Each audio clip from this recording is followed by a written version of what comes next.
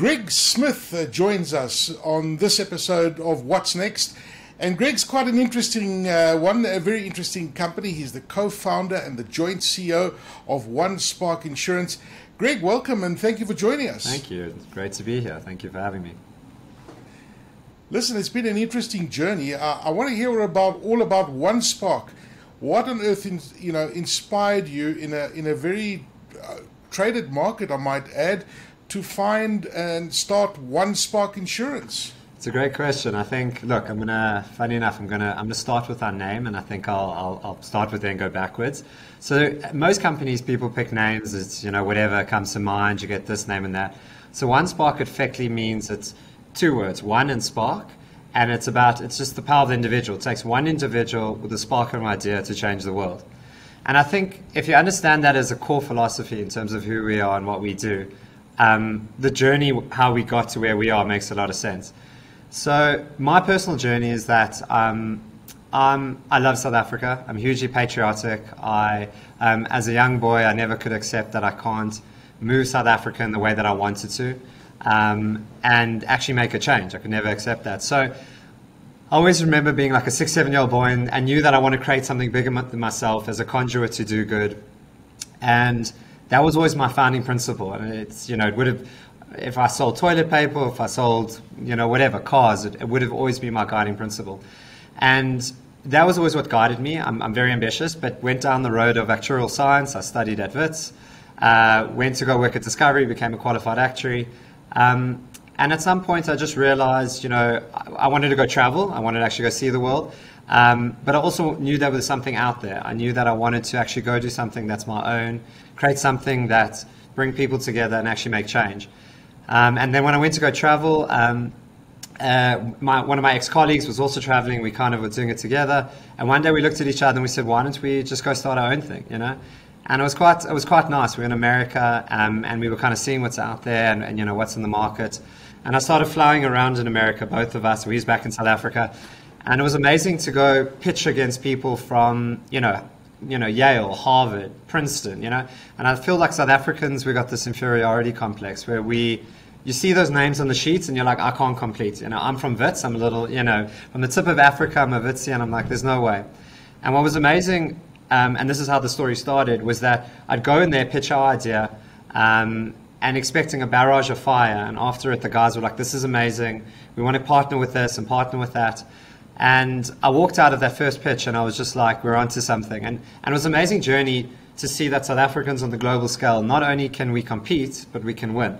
And that was and it's why we do so well overseas. I mean, I think it's because we're quite resilient as a nation, as a people.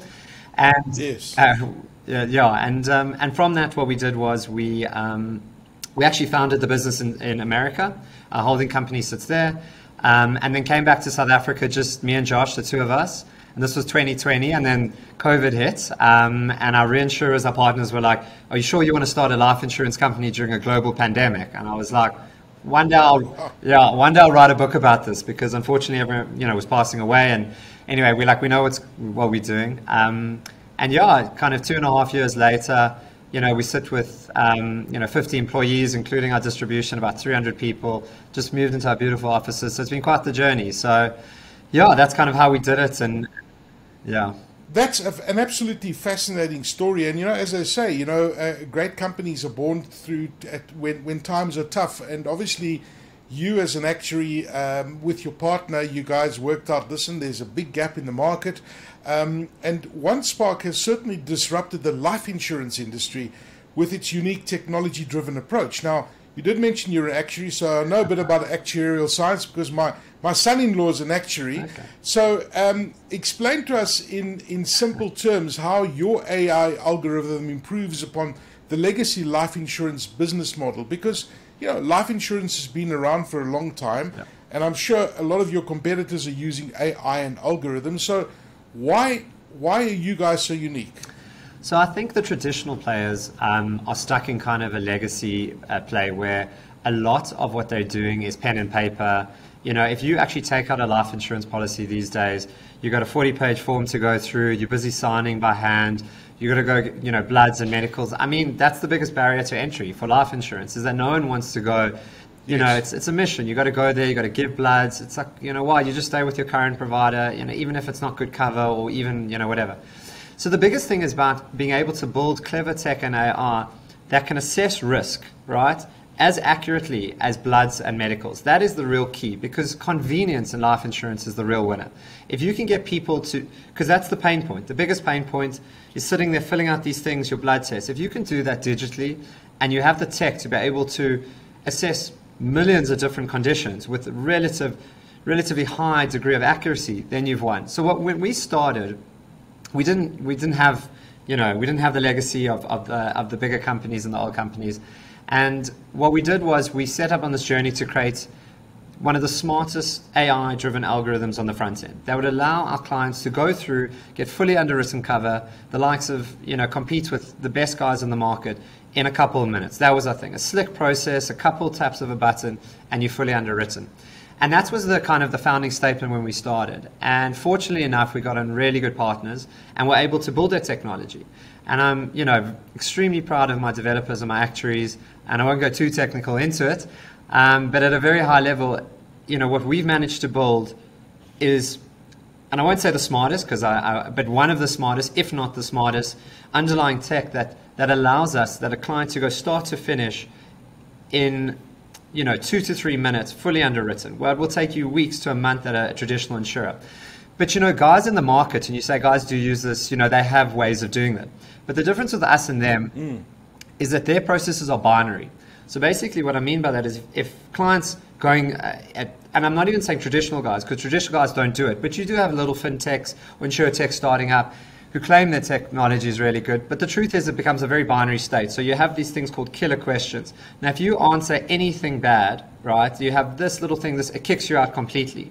So it's only taking that small subset of the book.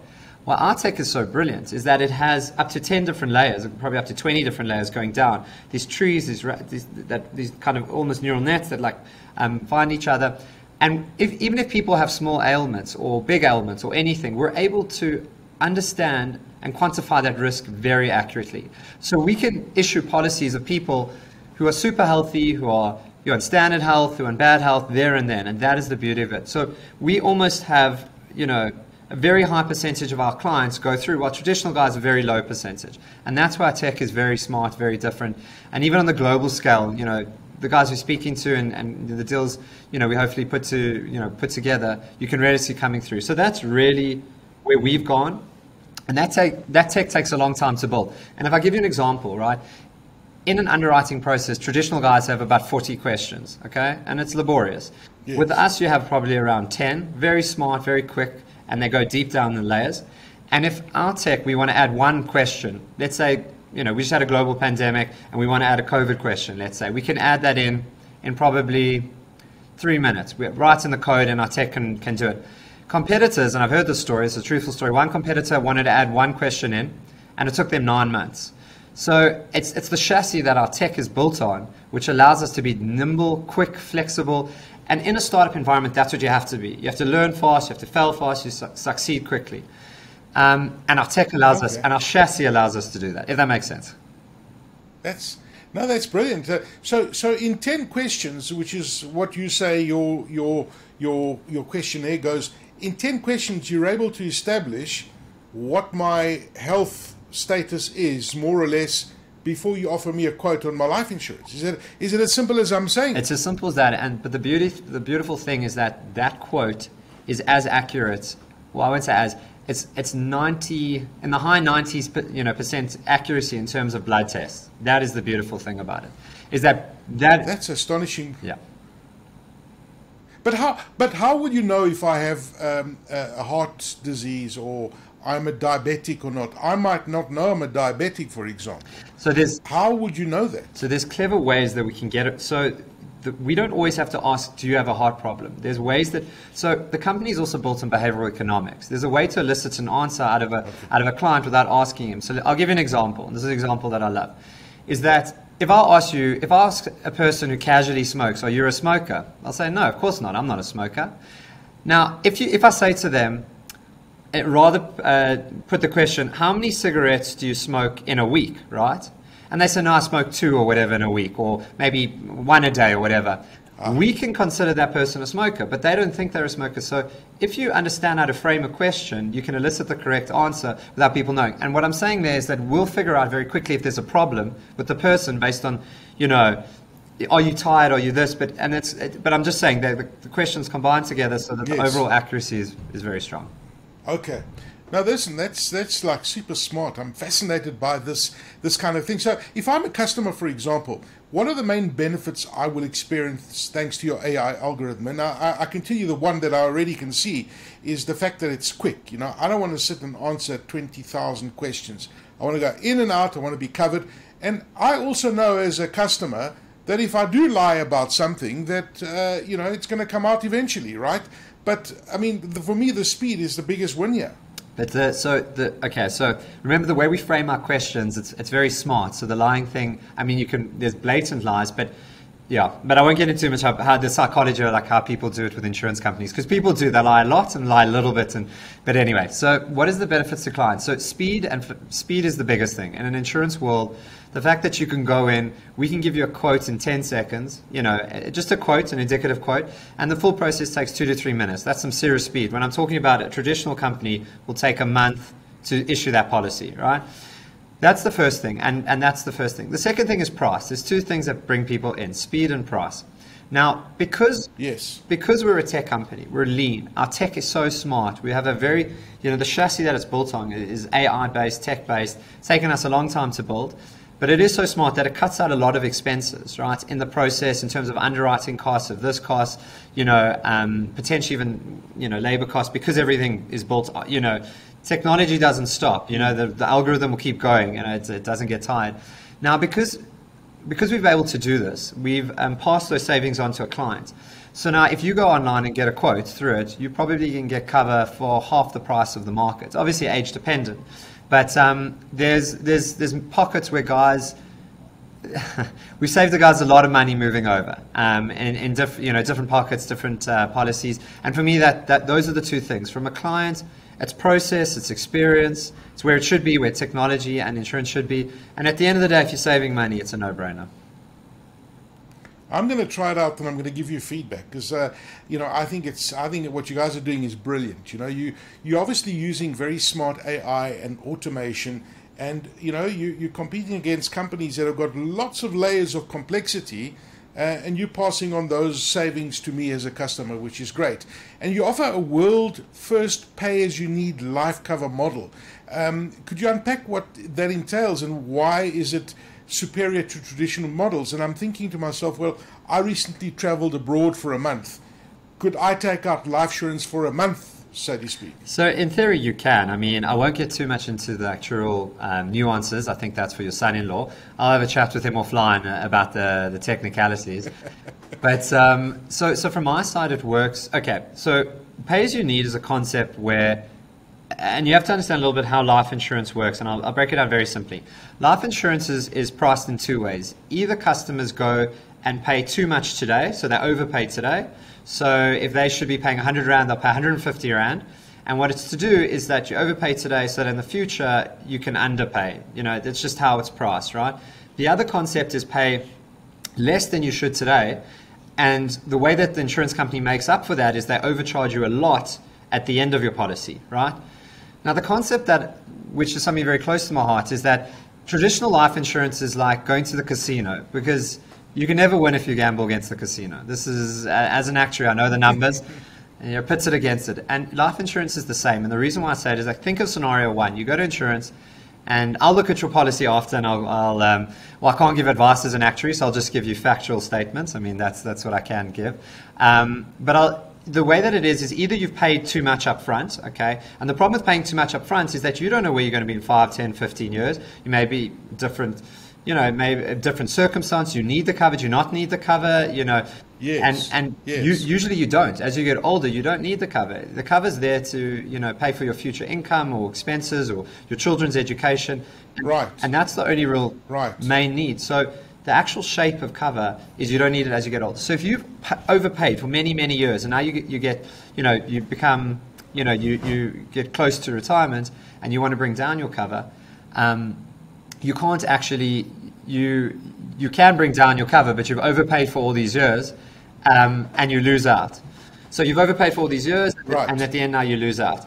But the other way, the other problem is you say, well, look, I want to get the good deal now and pay less than I should, and I should be winning. But now you actually want to keep the cover for many years, and you're just going to get hammered in the back end. Your increases are going to become so, steep that the cover becomes unsustainable. And that's how insurance companies, traditional life insurance companies, price. And the problem is that you never win. So if you pay too much today and you cancel your cover later, they win because they get all that value. And if you pay too little today and you're actually loyal and stay for the long time, you're just subsidizing everyone who's left at a very high level, if that makes sense. And that's the problem that myself and my co-founder really found in the market. I don't think it's personally ethical. I don't think it's the right way to do it. And so what we did was, because the insurance company always holds the keys and the cards. They can increase premiums at any point. So what we said, let's create cover that you only pay for the risk that you possess. So in theory, at a month interval, yes, you can do that. You could buy cover. With us, you could buy cover for a month, be covered for a month, and then if you want to cancel it, you haven't overpaid or underpaid. You've just paid exactly what you should. And the whole concept, because we're not doing that, overpaying and underpaying, it allows the cover to work correctly. So you pay what you should in each year, and as your liabilities increase, it goes up. And then when your liabilities come down, your cover comes down. And as a company, we don't lose out because we're not banking on clients paying forever with these massive steep increases and penalizing them. So that's the real difference, and that it's pure cover, it does the trick, and it's just how insurance should be. It's the same with car insurance. Car insurance is year to year. You wouldn't go in and pay your insurance for your car today, and let's say that's 2,000 Rand, and pay an extra 1,000 Rand for car insurance for the next year, the next year, and the next year. But with life insurance, unfortunately, you do. So that's the kind of the change that we wanted to bring into the market. Wow, it's absolutely, I'm fascinated by this business model of yours, driven by AI, of course. But outside of your core AI algorithm, OneSpark uses technology to streamline its services. And we know today it's all about using hyper-automation to streamline many processes and a part of your services, for example, and there are many other ways you're doing this. Now, one of these is how you are empowering advisors through your technology. Now, could you unpack how this works? Because technology is what's unlocking a lot of the value here. No, 100%. And as you said, so our chassis is built on, as I was explaining, our tech underlying. So we've got two AI components in it. It's the upfront assessment of risk. It's allowing us to assess risk as accurately as anyone else, with blood tests and all of that, which makes the process simple. And then inbuilt in the model, we have an algorithm which actually accurately, for each person, their age, their occupation, their marital status, their debt, we go in and this algorithm can actually predict with, incredible accuracy, the exact amount of cover you need at every point in your life. And it actually moves with you. So not traditional cover just goes up like this, right? Our cover tracks. It goes, when you're younger, it goes steeper because your liabilities are increasing quicker, and then it goes up, and then it kind of goes down as you get older. But it's based on your job, your age, and everything like that. That's the second layer. Now, when we built those two parts of the business, okay, and I'll show you how it enables advisors. Because we can assess risk and we can predictably predict what clients need, they're covered every point in time, far more accurately than any other insurance company or any other advisor doing in their personal capacity. It took us months of building this, running models and projections and AI runs and so forth.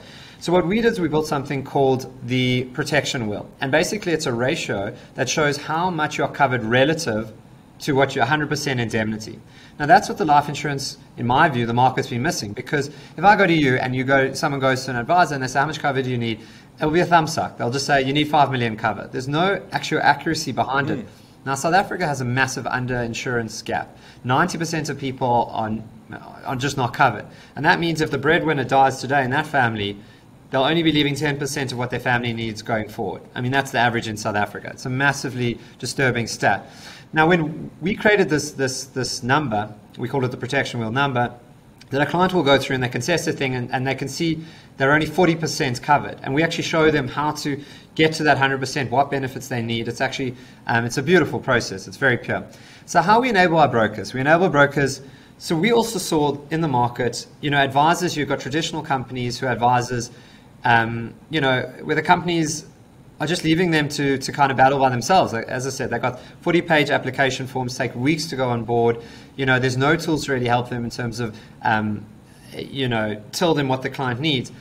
And they're not really helping them. Right. They're not helping them build their book. They're not automating compliance and those aspects. So we looked at holistically and we said, well, you've got insurtechs coming in when we're in insurtech. You've got traditional guys, but there's this beautiful middle ground where you can take financial advisors and financial advice and bring it in the 21st century. And it's been an unbelievable experience because what we're able to do, and if you think about the tools we're giving to advisor, they can sign up a client. Now, their time is money. They can sign up a client in a couple of minutes. We have tons of stories, guys sitting in Joburg, during COVID, on a call, with guys, Joburg, talking to guys in Cape Town and PE and whatever, and selling policies, in 3 minutes over the phone. Now, that's incredible. That kind of tech allows them to sell more quicker. And the example I give, and remember also the algorithm telling the clients exactly how much they need, helping out with that. It changes over their life. We're giving them all the tools. And the one thing at a traditional company, usually, an advisor in a great month, if they've shot the lights out, they can sell maybe 10 life policies. One of our advisors in one day sold 8 policies, just to give you a feeling of what tech can do, how much it can empower an advisor force. Now, not only are we giving this incredible tech, this chassis that allows them to onboard their guys extremely quickly and tells them the exact cover for every client on board, that's where that tech and AI comes in, that helps them. We also automate the entire compliance, so we do all of that for them, which helps them. And we also we provide them leads, we source leads and try to build their book. And all those, coming together, that support system, really unshackle advisors to sell well beyond what they could, at other places. And that's the gap that we've seen at bringing, advisors in the 21st century. And the most unbelievable part is that in South Africa and globally, you have an aging advisor force because, young guys come in, they struggle because, they want to sell quickly, don't have networks. And what we've seen is our advisor force is extremely young. We're bringing brilliant people back into the financial services world. Because the tech is enabling them to sell fast, quick, and it's helping them. It's helping them to learn. And for us, something I'm very proud of. So that's it in a nutshell. Well, listen, at the end of the day, what all of the stuff we're talking about now, the speed, the price, etc., it's all about customer service. Customer experience is the biggest win in the world today. You can have great technology, but if the customer experience is bad, you're not going to do anything. So it's a big deal, especially when you look at the insurance industry. And for me, the frustration as a customer, all the hoops and the compliance that I've got to go through and sign this and sign that. Could you explain how you use technology to make that user experience superior? And I think you touched on it a second ago with the amount of forms that you've got to fill in and sign, and now you can do all of this digitally. I think you've answered it for me. There's not much more I have to say, but no, exactly what you said. It's if you said it, you don't want to go through the forms. You don't want to do the, signing this, signing that.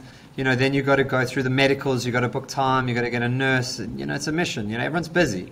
So for us, if you get it in 3 minutes, no signing anything. It's actually the click of it's 6 pages effectively. You click 6 buttons. And then you're done. That is how we're solving through our tech.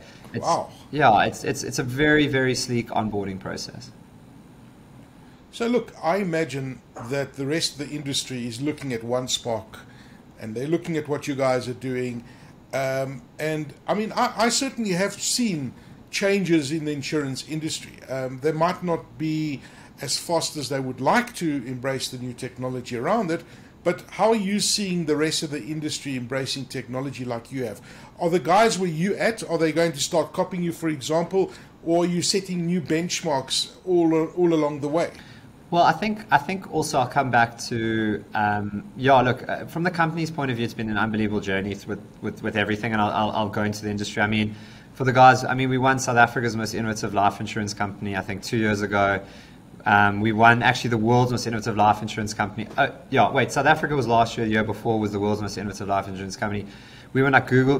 We were selected in Google's global growth incubator, 1 out of 6 companies in Africa. The reason I'm saying it is because if you embrace technology and you embrace AI, and you really, really bring it to the forefront of your offering, you create something that's different. Now, the market, and I'm going to speak specifically for life insurance, but I can speak broader. That's where the market wants to go. You have to embrace it because it gives you a competitive advantage on speed, on cost, on client experience, everything you've just said. That is what it gives you. The problem with traditional guys is while they do want to go there, they have a lot of legacy issues. They've got legacy systems, they've got big teams, very hard to do it.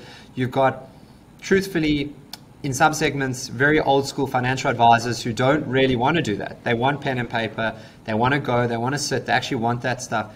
And with most traditional companies, advisors keep the lights on and kind of what they say goes.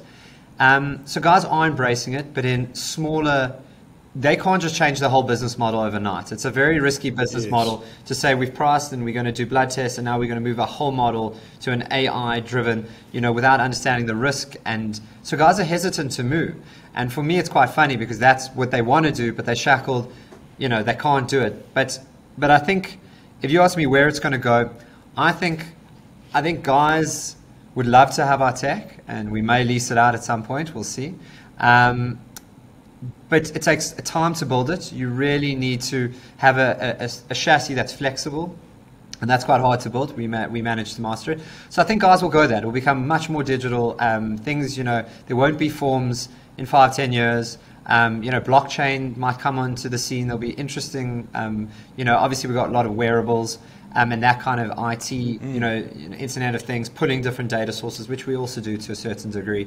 So I think guys will follow. That's fascinating. Yeah, there's incredible stuff. I mean, I'm fascinated, but look, the guys will definitely have to follow. There's no doubt about it. I mean, you set a benchmark, you've streamlined the whole process. I mean, just as you're talking now, I don't want to take out life insurance in the traditional sense like I've done in the past. I want convenience, So that trend, I'm sure, is going to continue. I mean, with your experience, what kind of trends do you see growing in the life insurance industry? I imagine that AI is obviously going to play a massive role, and there's lots of other technologies.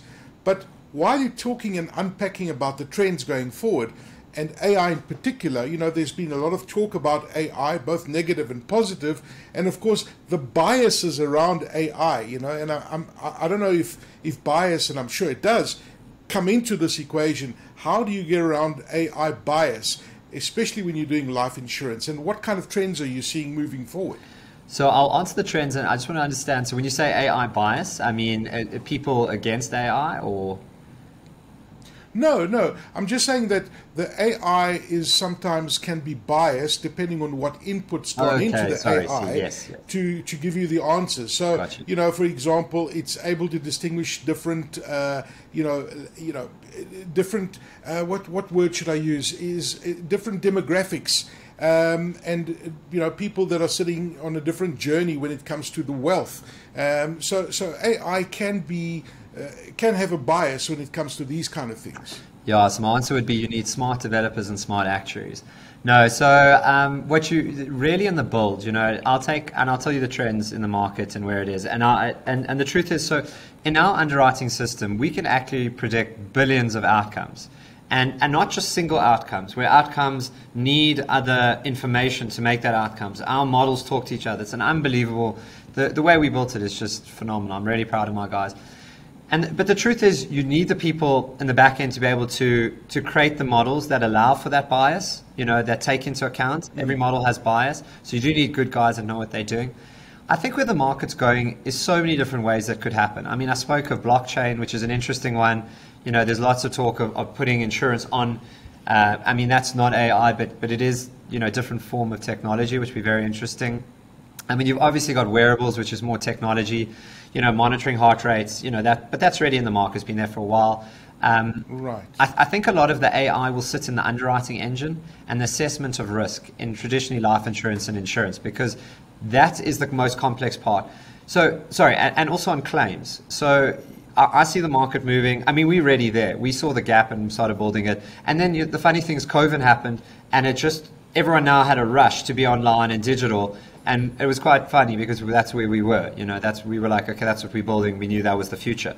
So it's definitely being digital, being quicker, building underwriting models that can accurately predict risk. I mean, that's just a given. I mean, we have built that. But then also your claims process, also AI driven.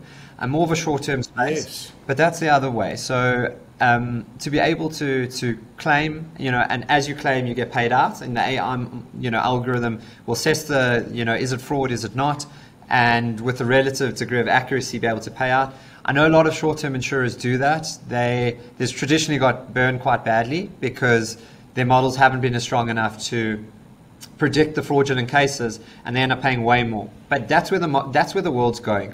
It's going to an underwriting process which is couple minutes, your claims is almost instant, and you can service at a click of a button. That is where it's at with AI and tech and understanding the risk.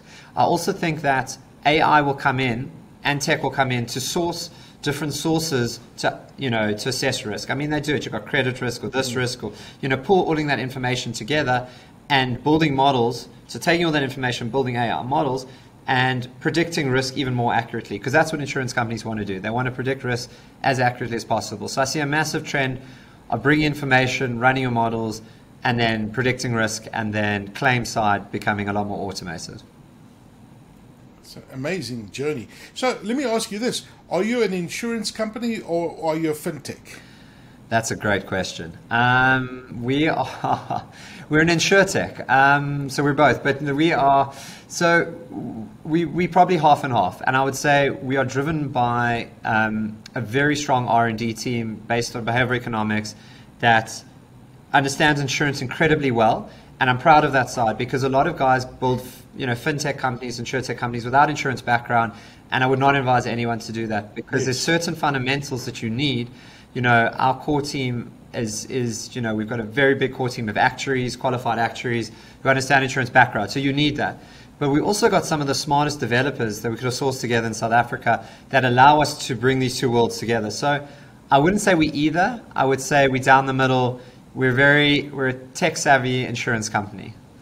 A bit of both. It's a tough question. Amazing. Tough question.